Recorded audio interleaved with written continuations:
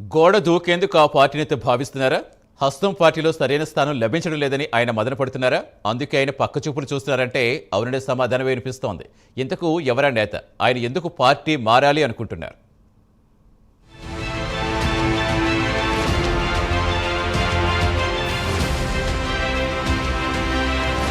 Congress senior నాయకునిగా గుర్తింపు పొందారు మాజీ మంత్రి జీవన్ రెడ్డి. రాష్ట్ర రాజకీయాల్లో ఆయన ప్రత్యేక గుర్తింపు సాధించారు. సొంత పార్టీపైనే కస్సుబుస్సులాడుతున్న ఆయన 2023 నాటి అసెంబ్లీ ఎన్నికల్లో జగిత్యాల నుంచి పోటీ చేశారు. బీఆర్ఎస్ అభ్యర్థి సంజయ్ కుమార్ పై పోటీ చేసి ఓడిపోయారు.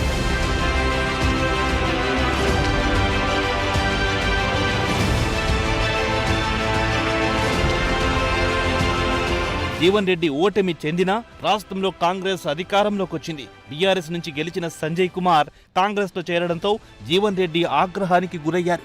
సొంత పార్టీ నేతలపైనే బహిరంగంగా విమర్శలు చేశారు.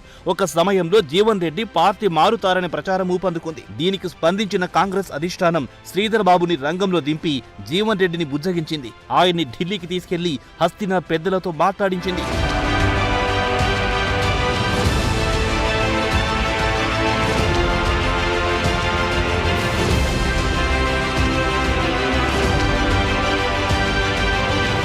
జీవన్ రెడ్డి ఎమ్మెల్సీ పదవీ కాలం ఇటీవల ముగిసింది. మరోసారి గ్రాడ్యుయేట్ అభ్యర్థిగా బరిలో దిగాలని ఆయన్ని కాంగ్రెస్ అధిష్టానం కోరింది. అందుకు జీవన్ రెడ్డి అంగీకరించలేదు. ఎమ్మెల్యే కోటాలో ఎమ్మెల్సీ అవకాశం లభిస్తుందని ఆశించిన ఆయనకు నిరాశ ఎదురగింది. అప్పటి నుంచి జీవన్ రెడ్డి అసంతృప్తితో రగిలిపోతున్నారు.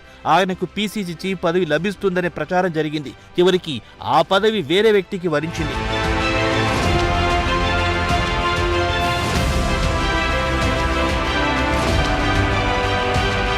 కాంగ్రెస్ లో ఎన్నో అవకాశాలు అందిపుచ్చుకున్న జీవన్ రెడ్డి కాంగ్రెస్ లో కొనసాగుతారా? జీవన్ రెడ్డికి నామినేటెడ్ పదవి కట్టబెట్టి పార్టీ బుజ్జగిస్తుందా అనేది ప్రస్తుతానికి రాజకీయ వర్గాల్లో హాట్ టాపిక్ గా నిలిచింది.